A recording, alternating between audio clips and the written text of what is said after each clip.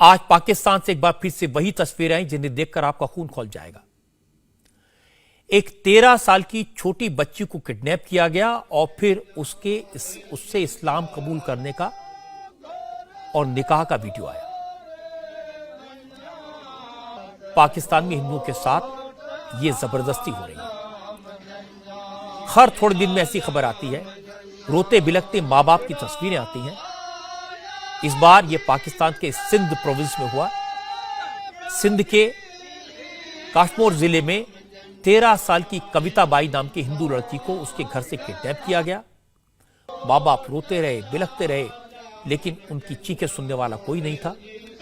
कविता by को kidnap करके मियां मिट्ठू नाम के कट्टर इस्लामिक मौलाना के पास ले आया गया।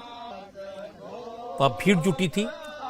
छोटी सी डरी सहमी बच्ची लोगों के बीच अकेली जमीन पर बैठी थी। इस मजमे के बीच इस बच्ची का धर्म परिवर्तन कराया गया, उससे इस्लाम कबूल करवाया गया और इसके बाद उसका निकाह करवा दिया गया। यह सब 8 मार्च को हुआ। 8 मार्च यानी इंटरनेशनल वुमेन्स डे, जिस दिन पूरी दुनिया में महिलाओं को सम्मान देने की बात हो रही थी, उन्हें और ज्यादा हक देने की बात की जा रही थी। उसी अंतर्राष्ट्रीय महिला दिवस के दिन 5 किडनैपर्स कविता के घर पहुंचे। कविता के पिता ने बताया उन्होंने इन किडनैपर्स को रोकने की कोशिश की, लेकिन नाकाम रहे और वो लोग कविता को गाड़ी में डालकर चले गए। इसके बाद ये लोग सीधे मौलाना मियां मिट्ठू के पास गए। वहां सैकड़ों लोगों के सामने कविता का धर्म परिवर्तन कराया गया और उसका वीडियो जारी कर दिया गया। जब कविता का धर्म परिवर्तन करवाया जा रहा था, वहां बच्चे, बड़े, बुजुर्ग सभी खड़े थे, लेकिन सब तमाशा देखते रहे बड़ी खामोशी से।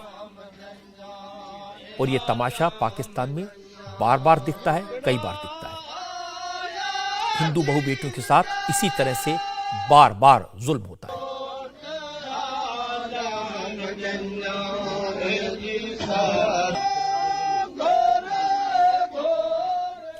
कविता को किडनैप करने, उसका धर्म परिवर्तन करके जबरन निकाह करवाने के खिलाफ कुछ हिंदुओं ने इकट्ठे होकर विरोध प्रदर्शन तो किया, लेकिन पाकिस्तान में हिंदुओं की संख्या इतनी कम हो गई है कि वहां उनकी आवाज हुक्मरानों के कामों तक पहुंच नहीं पाती। हम मिनॉरिटी से हैं और हम मिनॉरिटी राइट जो आजकल ज़्यादा जो है ख़वातीन के साथ हमारी नौजवान लड़कियों को ज़बरदस्ती जो है उनकी शादी की जाती है। कम उम्री की शादी जो है उसको जो है फ़रोग़ दिया जा रहा है और हमारी लड़कियों को उठा के और उनको ज़बरदस्ती मज़हब तब्दील करवा दिया जाता है। पाकिस्तान में सिर्फ हिंदू नहीं, सिख और ईसाई परिवारों की लड़कियों को, गैर मुस्लिम लड़कियों को किडनैप करके, अगवा करके उन्हें इस्लाम कबूल करने के लिए कराया जाता है, जबरदस्ती की जाती है और ये कोई पहला मामला नहीं है।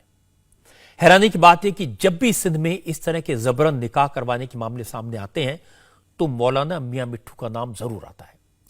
वो ऐसा काम करने के लिए कुख्यात हैं और बार बार टीवी पर आकर दावा करते हैं कि वो जो कर रहे हैं वो इस्लाम की खिदमत है। उन्होंने किसी को जबरदस्ती मुसलमान नहीं बनवाया। आगे हमारे साबित तो करें कि एक आदमी को हमने जबरदस्ती मुसलमान किया। अगर नहीं किया तो फिर ये रोला पाकिस्तान, मुझे कोई फर्क नहीं पड़ता, मुझे कोई फर्क नहीं। जितना वो कहें कि मैं तो खुश होता हूँ, क्यों इस्लाम की है ना, मेरे मतलब के बदनामी अगर है तो इस्लाम की वजह से है ना। मुझे आने की जरूरत इसीलिए पड़ी कि ये पाकिस्तान को बदनाम कर रहे हैं। अब इस मौलाना के झूठ का क्या करें? ऐसी बात नहीं कि पाकिस्तान में सभी लोग इस तरह की गलत हरकतों को सपोर्ट करते हैं। कई लोग ऐसे हैं वहां पर जो माइनॉरिटीज पर हो रहे जुल्म के खिलाफ आवाज उठाते हैं और ये लोग साफ साफ कहते हैं कि चूंकि हिंदुओं के वोट इतने नहीं हैं जो चुनाव में हार जीत का फैसला कर सके, इसीलिए सरकार में बैठे लोग हिंदू पर हो रहे जुल्म पर ध्यान नहीं देते। The religious leaders are objecting to the age. मजहबी संगठन उम्र में बदलाव की मांग का विरोध करते हैं। वो कहते हैं कि कानून में कोई उम्र तय नहीं हो और शख्स किसी भी उम्र में धर्म परिवर्तन कर सके। इन मजहबी संगठनों का कोई भी नुमाइंदा संसद में नहीं है। ये पाकिस्तान की जनसंख्या का बहुत छोटा हिस्सा है, लेकिन इसका सरकार पर बहुत दबाव है क्योंकि इनको वोट बैंक माना जाता है। Just for the votes or vote bank, if it is being reviewed. Pakistan में हो रहे ऐसे जुल्म की वजह से हजारों हिंदू वहां से अपना घर बार छोड़कर हिंदुस्तान आ गए हैं। इनके लिए कई जगह कैंप बने हैं। हालांकि अभी भी इनके लिए काफी कुछ की जाने की जरूरत है, लेकिन ये कम से कम इस बात से खुश हैं कि हिंदुस्तान में वो सुरक्षित हैं, सिक्योर हैं, अपने धर्म का पालन कर सकते हैं, उनकी बहू बेटियों को खतरा नहीं है, कोई उन्हें किडनैप करके नहीं ले जा सकता। आज कविता के धर्म परिवर्तन और जबरन निकाह के मामले के बाद इंडिया टीवी के संवाददाता भास्कर मिश्रा पाकिस्तान से आए हिंदू शरणार्थियों के कैंप में गए।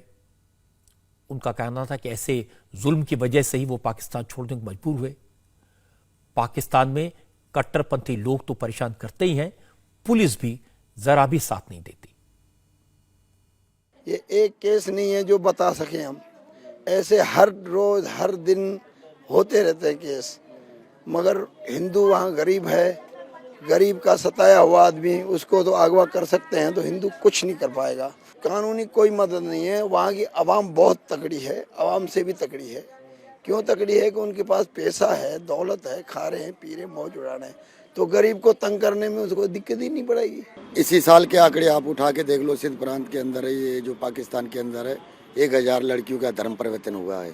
इसी वजह से हम आए हैं, क्योंकि हमारे पे अत्याचार होता है, जबरन धर्म परिवर्तन और कट्टरपंथी लोग जो पाकिस्तान में हैं, आतंकवादी हैं, इस तरीके की घटना करते रहते हैं। पुलिस प्रशासन की वहाँ से इस तरीके की है जो ये निकाह करवा के बोल देते हैं कि ये हमारे धर्म में आ गया, मोहम्मडन कन्वर्ट हो गया, इसलिए कोई सुनवाई नहीं होती, सारी मिली भगत होती है इनकी। एक लड़की एक दिन में पता नहीं कितनी लड़कियां जा रही है, कितनी वहाँ पे धर्म परिवर्तन कर रहे हैं, वो तो बहुत दिन से चल रहा है। ये तो कल की एक लड़की है, उनसे पहले 6-7 दिन हुआ है, पूरे के परिवार के काट के कुआड़ी से मार दिए बेचारों को।